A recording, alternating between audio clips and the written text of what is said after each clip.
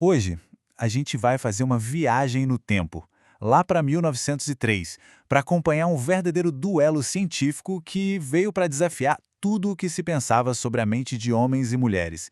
E o nosso guia nessa jornada é um trabalho pioneiro chamado Os Traços Mentais do Sexo.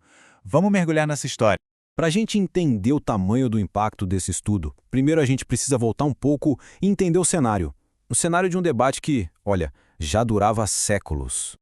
E no coração desse debate todo está uma pergunta que não quer calar. Será que as mentes de homens e mulheres são de fato construídas de maneiras diferentes? Essa pergunta que move toda a nossa conversa de hoje. Pois é, por séculos, a resposta para essa pergunta foi baseada em pura especulação, em achismo. Mas aí, em 1903, uma pesquisadora decidiu que já era hora de parar de adivinhar e começar a medir. E esse momento, minha gente, foi um divisor de águas. E é aqui que a ciência entra em campo. Vamos conhecer a mulher que ousou desafiar o status quo e a abordagem totalmente revolucionária que ela usou para fazer isso. A nossa protagonista aqui é Ellen Bradford Thompson, que depois ficou conhecida como Ellen Woolley. Numa época em que, vamos combinar, o espaço para mulheres na academia era mínimo, ela foi lá e lançou um dos primeiros estudos experimentais sobre esse assunto tão polêmico. Agora, o que tornou o trabalho dela tão inovador? Foi essa dedicação à investigação experimental. O que isso quer dizer? Basicamente, em vez de ficar só no campo das opiniões e das teorias antigas, ela usou testes controlados e dados concretos para buscar as respostas. Uma abordagem radicalmente diferente para a época. E toda essa pesquisa foi baseada em dados coletados de 50 estudantes universitários. 25 homens e 25 mulheres. Pode parecer um número pequeno para os padrões de hoje, né? Mas, naquela época, foi um ponto de partida simplesmente revolucionário por estudo empírico.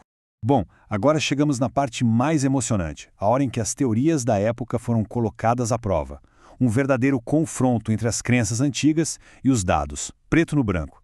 A teoria que dominava e que a própria Woolley chamava de visão biológica dizia mais ou menos o seguinte: homens teriam mais poder de abstração, mais concentração, enquanto as mulheres seriam mais influenciadas pelos sentimentos. Isso não era só uma opinião, era tratado como fato científico. Para desafiar essas ideias, os experimentos da Woolley mediram de tudo: habilidades motoras, os sentidos, a engenhosidade, a memória. A grande questão era: será que os dados, brutos e imparciais, iam confirmar o que todo mundo já sabia? E isso nos leva direto aos resultados. E eles foram, para dizer o mínimo, surpreendentes. Preparem-se, porque agora são os dados que vão falar. A primeira leva de resultados parecia confirmar os estereótipos. Quando o assunto era a habilidade motora, os homens foram descritos como melhor desenvolvidos e as mulheres como menos desenvolvidas. Até aqui, nenhuma grande surpresa.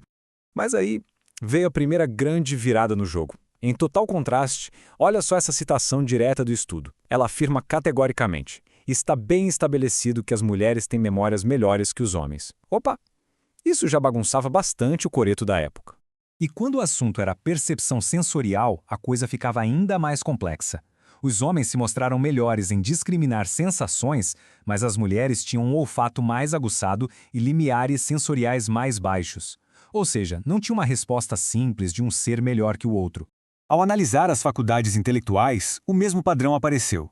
Os homens foram considerados superiores em engenhosidade.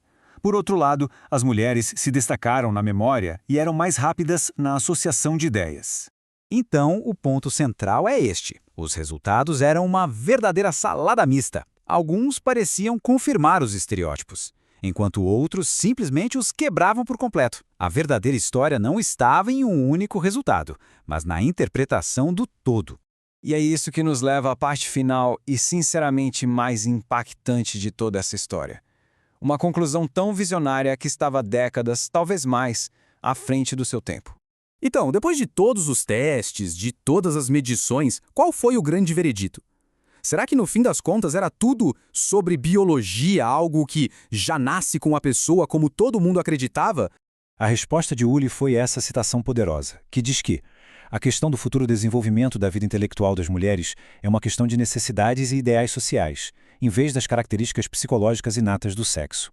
Traduzindo em bom português, a conclusão radical dela foi que as diferenças observadas não eram necessariamente biológicas. Na verdade, elas podiam ser muito mais bem explicadas pelas experiências de vida e pelo treinamento social de cada pessoa. Aquilo que hoje a gente chama de criação versus natureza. Pensem bem, em 1903, isso era um argumento pioneiro e absurdamente corajoso a favor da criação sobre a natureza. Olhando de novo para o trabalho dela, a gente consegue ter a dimensão do quão revolucionária essa ideia era. Isso tudo deixa a gente com uma pulga atrás da orelha, né? Quantas das nossas verdades conhecidas de hoje não são, na verdade, apenas os ideais sociais do nosso próprio tempo? É uma pergunta que o trabalho pioneiro de Ellen Thompson Woolley nos inspira a fazer mais de um século depois.